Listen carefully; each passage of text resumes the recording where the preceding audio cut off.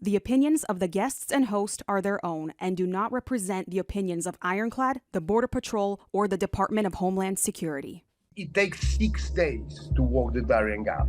It takes 2 days to get to the border of Colombia and Panama. And on the Colombian side, obviously, everything is controlled by the cartel, and they pose themselves as humanitarian people, because when I actually spoke with one of them, and they said, listen man, we're giving a humanitarian service. Yes, we're charging for it, but we're giving a humanitarian service. We're giving security. These guys can walk to the border with Panama and nobody's going to rob them. We're giving them shelter that they're paying for, and so at the end it was a massive business. I mean, when I put the numbers together, I mean, they were turning millions of dollars, a year, and just on one route.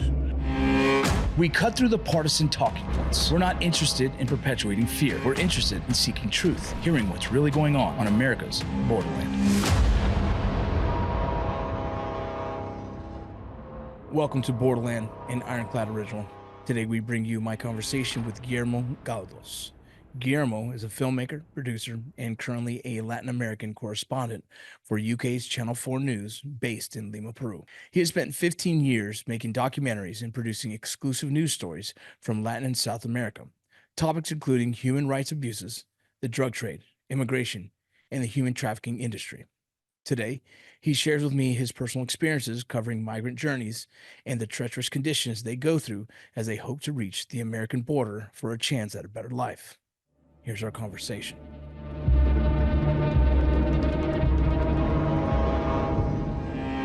Well, let's start about one question I think the audience probably doesn't know a lot about, and I'd love for you to kind of give an explanation of the Darien Gap.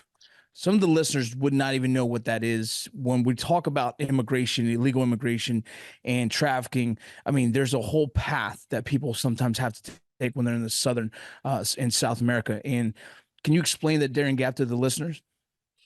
Yeah, I've covered a lot of migration before. I've been on top of the train of death in Mexico, with migrants for 3-4 days. I've covered climate migrants going from Guatemala, from the dry corridor up to the border with the US. I mean, and I've seen the phenomenon changing, but the Darien Gap was always on my list. The thing is, I knew it was incredibly dangerous. And the Darien Gap is the Pan American highway that goes all the way from the south of Chile and crosses Latin America up. When it gets to Colombia, it stops because there is a piece of jungle which is impenetrable. And that area, which is a national park actually as well, has become the main route for migrants going from south to north. And I knew that a lot of people were there. I had spoken with friends and contacts that were there, and we decided to go. And we decided to go, but not with my North Face jacket and and fully equipped and everything. I decided to do the trip as the migrants, with a plastic bag covering, your rucksack, with I mean, the only thing that I had that they didn't have was a water filter, and that was very important. But we stay without food. I mean, it takes 6 days to walk the Darien Gap. It takes 2 days to get to the border of Colombia and Panama. And on the Colombian side, obviously, everything is controlled by the cartel, and they pose themselves as humanitarian people, because when I actually spoke with one of them, and they said, listen man, we're giving a humanitarian service. Yes, we're charging for it, but we're giving a humanitarian service. We're giving security. These guys can walk to the border with Panama and nobody's going to rob them. We're giving them shelter that they're paying for, and so at the end it was a massive business. I mean, when I put the numbers together, I mean, they were turning millions of dollars, a year, and just on one route, and so the thing was, I got into Panama, and I knew that once in Panama, that was the most dangerous part of the trip. They rape, they rob you, and yes, they tried to rob us when we were there. There was a bit of a gunfire, people running around and everything. And suddenly the Panamanian police, border police appeared. And I thought like, wow, there's going to be a massive shootout. But the bad guys disappeared. I went and started following the Panamanian police that appeared out of nowhere. They clearly heard the gunfire, but they were in the area, So, and then it was 4 days walking in the Panamanian side before you arrive to an indigenous village that has turned into an area where people are processed, you go through immigration, etc. But the last day we didn't have any food. We walked like, most of the migrants. There was no food. And the thing is, yes, we did take biscuits and tuna cans and bread and all that stuff. But when you're walking with 1,200 people that are, incredibly hungry, you cannot have sandwich and not share it. So by day 3, we were clearly running out of food, but at least we had water. So it was like you said yeah. Real quick, you said 1,200 people. Is that like the group that's going with you? Yeah. I was walking with 1,200 people. It was incredible. And all of them are hopes to get to America? All of them want to get to America. All of them. And I don't think, but for me, the most sad thing is how these, I would say, of course, there are, criminals on that group, people escaping, very difficult situations, people, escaping death threats as well, escaping poverty, misery, rape, everything, all the stories, all the, and they're incredibly, hard to digest, really. But to imagine, when I was looking at a family walking with 3 girls, and there were, 2 girls, they were lying to the girls, saying that they were going camping, and I asked the lady, and I said, like, how do you put your children through here, And she said to me, imagine what I'm escaping, For me, I know I can die. I'm aware I can be raped, but imagine what I've been going through, for me, in order for me to risk my life and the life of my kids. But for me, it's the business, Vincent. For me, that's the main thing, and that's, I think, where this tragedy needs to be tackled, because obviously, these guys, imagine that they're coming from Ecuador, a Venezuelan family that, escape, the dictatorship in Venezuela. They went to Ecuador to work. Then the COVID arrived. There was an economic crisis. Then the narcos, the Mexican narcos arrived in Guayaquil, a lot of violence. And they suddenly think, listen, we don't want to be here. And they had a relative that is in America, and they know people that, have been through the Darien Gap. So they decide to do the trip.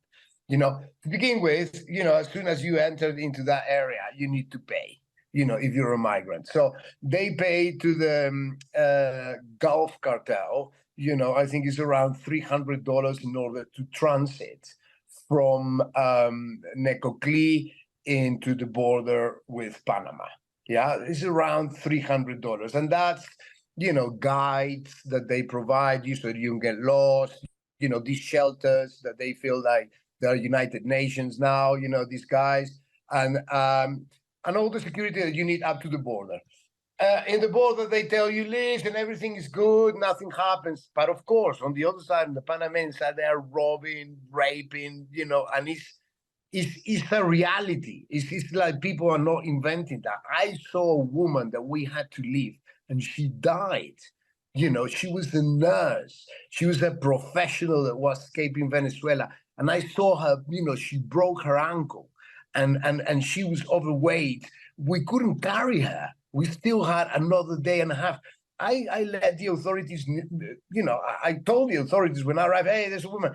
But it's not, the Panamanians, they're not running a rescue service to all the migrants there. They don't want the migrants to get to that. So then the migrants get to the shelter in Panama, and then they have to pay, I don't know, $50 to get in a bus to get to Costa Rica. I don't know who gets that money, but I know that bus service is not run by the Red Cross or by the UN, or I think is run by the government. So that money is going somewhere. We're talking about thousands of migrants a day. Well, yeah, $50 for 1,200. If you use that same number, that's 1,200. I would say that is more than 1,200. 1,200. It was on the route that I was walking, but you have like 4 routes or 5 routes. You have VIP routes that the Chinese migrants are doing. They're taking the Chinese. They take them on boats, and they don't walk for 6 days, but they walk for 3 days. So that's the VIP thing. That costs more. They pay more money, right, for a better service. That's more money. But once you're in Costa Rica, the same thing happens, a bus service. I mean, the governments, they move the migrants up. Once you're in Nicaragua, nobody knows what happens in Nicaragua. What we know is that the migrants are robbed, extorted by the authorities. And again, they're being squeezed. Then they get to Guatemala, same thing. Then Mexico, I don't need to tell you about it. It's a swimming pool of sharks. And then those who manage to arrive to the border, obviously they spend a lot of money feeding criminal organizations all along the way and corrupt government officials. And the money that they leave is incredible. That's why you still have, because it's very easy to close the Darien Gap. You send the army there. You don't allow these people to, but then, what are you going to do? What is Colombia going to do? Are they going to amount all these, migrants that are arriving from all over the world, from Africa? They're going to stay there? No, but you can put together a plan in order to manage that, so people don't need to expose themselves to that hell. What about the people that'll say, well, then don't come? Why are they even coming?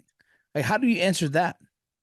Because I think it's a human thing. If you are having a really bad time where you are, and it's really hard to make ends meet, and they've killed your brother, or your husband is threatening you and whatever, and you have a relative, and because the majority of these people have a cousin, an uncle, a friend of a friend who made it, and they know it's not easy. They absolutely know that it's not easy. But again, imagine they are prepared to risk anything. They have very little to lose, and that's the problem. Yeah, no, I agree with you. Look, if the tables were turned and it was me, I'd have my kids on my back and I'd be walking the same distance. Probably. What bothers me the most about this is how they keep feeding these criminal organizations and these corrupt politicians that are, filling their pockets with the misery of these people. Because for me, that's the most grave thing of all these problems. Absolutely. You say that filling their pockets off the misery of these people. That's heavy. That's a true statement. As much as they want to come to America and they're doing everything they can on their journey, they're helping to keep supplying the cartels and trafficking organizations with the money they need to sustain themselves. It's exactly. a multi-billion-dollar politicians business. And the circle doesn't go. And I tell you, I've seen the police robbing migrants in Honduras, but robbing them, taking their shoes off, stealing everything from them. but and it was the police, Yeah. It was like, but they know that these guys don't have any education. They are the guys with the weapons. They intimidate them. Oh, I'm going to deport you. I'm going to put you to jail. Give me your shoes. No, give me your this. And it's like, they have the law, for God's sake. And I remember I have also, I did this program called Unreported World for Channel 4 in the UK. I work a lot for them. But I followed this climate migrant, from Guatemala. He went all the way to the border, and he was sent back. Basically, he was in vain. It was one of those cases that didn't arrive in America. I mean, he tried. He had very little education as well. I mean, the peasants, for example, from Honduras, the indigenous people that migrate to the US. I mean, it's incredible. I've seen people without shoes, doing the trip, and this particular guy, he paid this coyote, human trafficker. He moved them up. But the thing is, I was surprised that once you pay, you have 3 tries. I mean, it's not just for that. So if they deport you, for the same money that you've paid, they will move you up north again. Yeah. 3 times. There's 3 attempts. There's organizations that are giving them wristbands to identify how many times they've crossed or attempted. Yeah, it's like an amusement park. Exactly. In one of your documentaries, you were traveling with a group of migrants crossing the gap, and a woman told you rape was better than dying. Yes, that was really powerful. I remember her face. I lost track of her. I just hope that she made it out of the jungle, because it's very difficult. People walk at different rhythms, inside, and I'm filming people as well. I get delayed, I lost her, but I looked for her in the shelter, and she hadn't arrived, and I just hope that she made it out well out of the jungle, because she had a daughter, waiting for her back home. And she also said to me how she was doing this trip because of her, because she was willing to risk her life in order for her daughter to have a better future. And I asked her, are you going to bring your daughter through this hell? No, I'm going to work like hell in America and save money so I can pay for her university. And it was like, wow, And we have no idea what happened to her, whether she ever made it or not, whether she ever no idea. I still dream with her face. There's something about this whole topic that, I think some of the American people are so disassociated from it. They're angry and they say, well, just stay in your country, don't come here. And that's hard for me to hear when I know there's countries that are suffering, and I know there's people like that who want to come here and do good. There's people that suffer their whole journey to get to America, and then are proud of being in America and proud of the country that give them opportunity. And it's just, so that's why this topic is so complex, is because you have so many different ideologies, but like even people in America sometimes are they want to disassociate from this idea, but like these are humans, and they're going through some of the hardest times of their lives. And so I have empathy for them who take the journey. They're obviously, we know this whole journey has now turned into a business, and that business is what's affecting America now, right? Because we can't stop it, right? The business is going to continue to happen whether we try. Every time we try and stop it, they're going to find a new way. Yeah, I always think like, why is not that, for example, in Peru, we have a lot of Venezuelan migrants. It's the second country with more Venezuelan migrants after Colombia, that has a border with Venezuela. We have more than 1.2 million Venezuelans living there. But a couple of Venezuelans, of course, and you have a criminal organization, El Tren de Aragua, that has obviously moved with the Venezuelan migration. But and they're really bad, and they should be, prosecuted and hunted down. And yes, at the same time, anything that is done by the El Tren de Aragua most of my friends, most of the people that I hang around with, I mean, it's like, they're really like, listen, the Venezuela should go. Blah, blah, blah. But, I also work with several Venezuelans because I know a lot of Venezuelan professionals. So for 2% of the migrant population that does bad things, the other 98% pays the price. And I think that's brutal. And as well with social media, with the fact that people believe anything that they read or see, and they that was my next question. Yeah, that was actually my next question. What role does social media and propaganda play in the disinformation of immigration, of the immigration system? And I imagine someone who's a journalist, you're trying to put out the truth, you're trying to tell the true story of it, and then you see the media taking these pieces of maybe your story or someone else's story and turning it into a whole narrative, and don't allow people to kind of think for themselves. It kind of tells them what to believe, and it kind of ruins and tarnishes this whole idea, this whole subject. How has that been affected you at all? Well, listen, I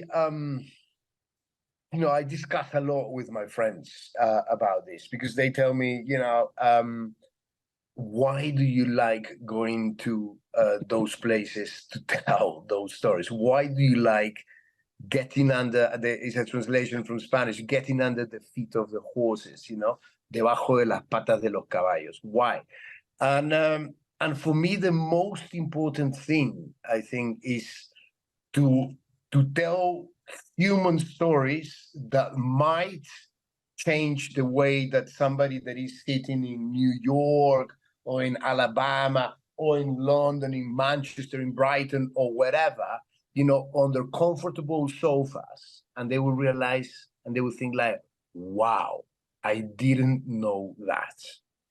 I didn't know that you had, African mothers going through the Darien Gap, willing to walk thousands of miles, and willing to be raped, killed, and everything, just to give their daughters a better opportunity in life of what they had. We don't choose where we are born. A lot of people, that's always what I tell to my friends, man, you're very lucky to be born there. You're very lucky, just have a friend that, moved to America and they apply for a visa and they give it to him in 5 minutes because he has money, of course. And America is not against immigration. I think that America is against, people that are coming with nothing and that become a serious problem for the cities, for the medical health service, and the idea that one can create that these guys are stealing from us.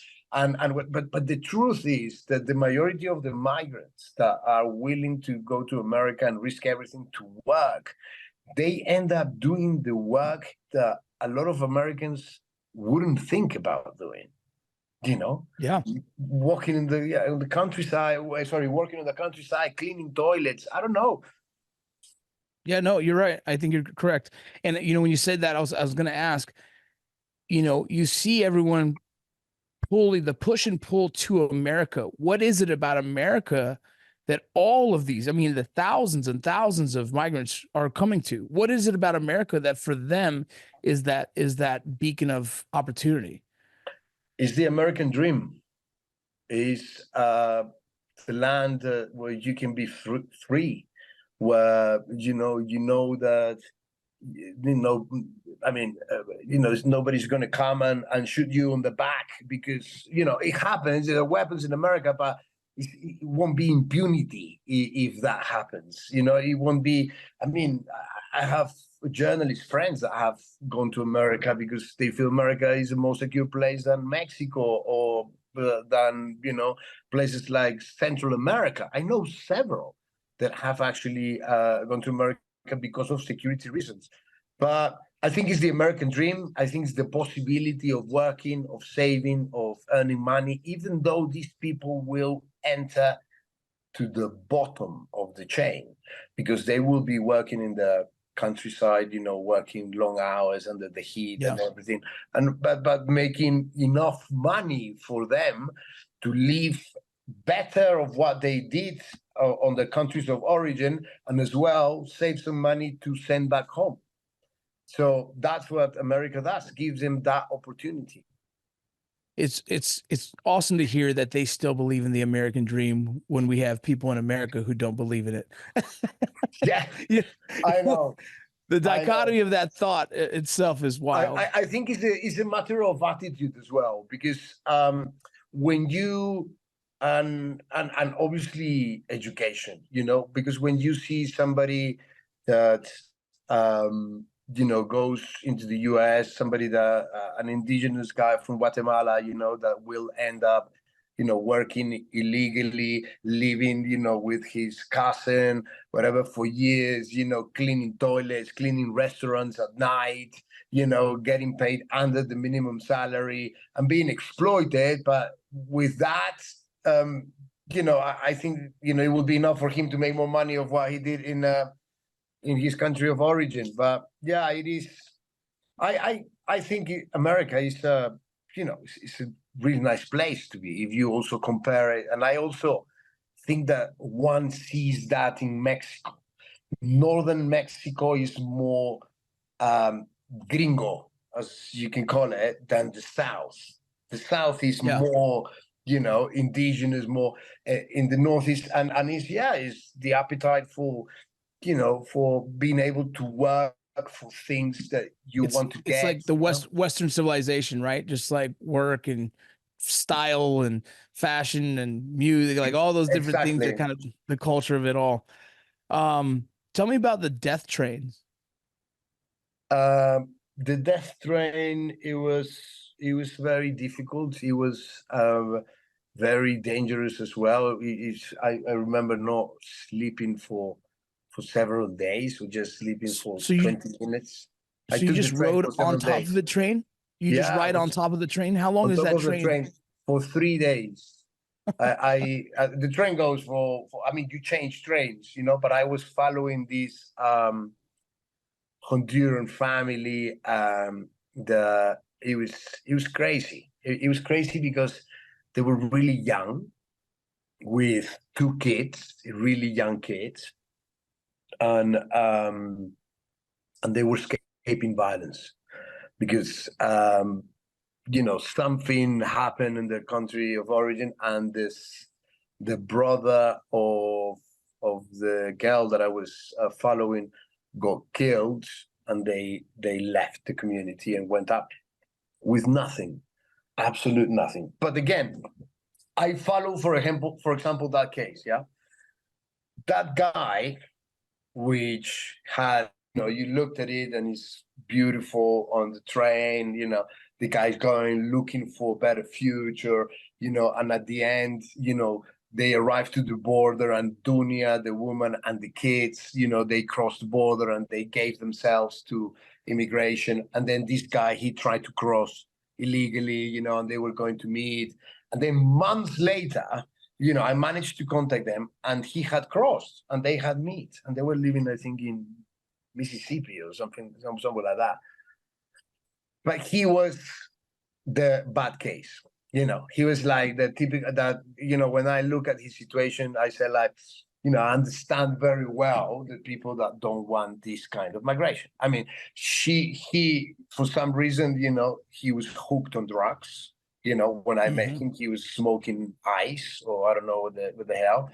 And then, and she was alone with 2 kids, trying to survive. And the husband, when the husband arrived, he just went off the rails in America, and she was left alone. And I was thinking of on the road, how nice, how they're taking care of each other, a very young family, but whatever. But things changed, and if I was, American immigration, I wouldn't want that guy inside my country. Yeah, that's the type of guy we wouldn't want. He if we would have ran his fingerprints, we might have found a history of criminal activities or something. Possibly, yes, because he didn't, and I tried to get a lot of information from him, but clearly, my heart didn't tell me this is the guy that you can trust, you know. And with her, what I thought was, what a poor girl with 2 babies, you know, and with this guy next to her, hopefully, you know, things will work out. Because that's another thing that, for me, it is difficult. I don't help.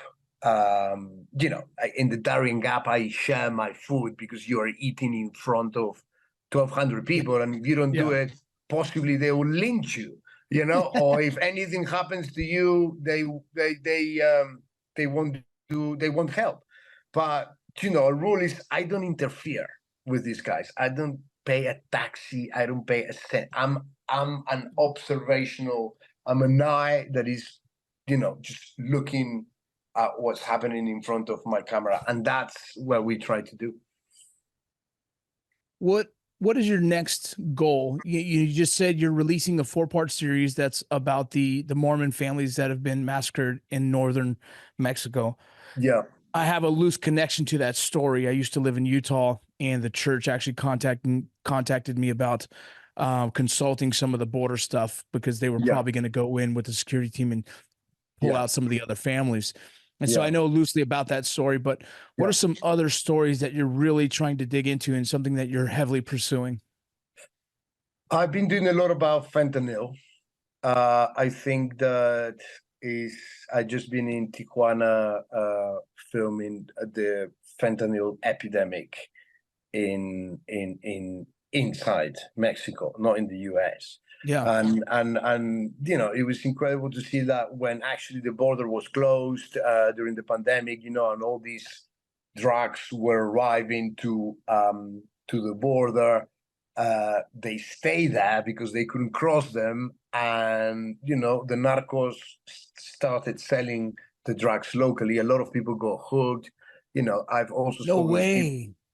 I've also spoken with people that said that actually the addicts in Tijuana were used as guinea pigs to measure the amount of fentanyl, because at the beginning people died like flies, you know, and then it stopped. But we went to see, and we were checking, you know, the heroin on the streets, and all of the heroin has fentanyl, the cocaine has fentanyl, everything has fentanyl, the meth has fentanyl. They've created this the Mexicans, they have a name. I mean, they have like 6 or 7 names for different, you know, drugs, and all of them have fentanyl.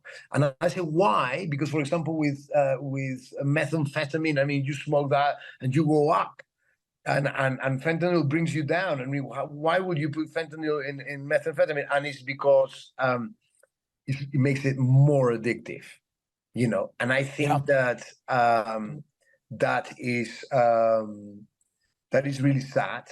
And absolutely, and I did a program about fentanyl in Sinaloa last year, and actually the president of Mexico didn't like my program, and he showed it for 2 days in his morning show, saying that, you know, that it was a lie, that Mexico didn't produce fentanyl, because we managed to get inside a fentanyl kitchen in Sinaloa. I wanted to prove, listen, fentanyl is not coming from China. The precursors are coming from China, but it's being cooked here. And it's the new kid on the block, and it's very easy to cook. And you just need a few things that you can buy on the Howard shop, plus the precursors that are coming through these ports. You know, and that's what I said. He got really angry. And so yeah, I think that, you know, when we cannot speak about these subjects with an anesthetic, I think one needs to be really clear about this. And, you know, and does it make me sad that the president of Mexico thinks that we're lying, and that, you know, and that we have other interests and whatever? Nothing. Nobody's paying me. I'm doing my job as a journalist, and I can guarantee you now he accepts that fentanyl is being cooked in Mexico, you know, and it's a massive problem. And why? Because anyone can do it. It's really easy. It's not like cooking cocaine, you know. It's a lot easier than that. So, and that's a big problem. Yeah, no, I agree.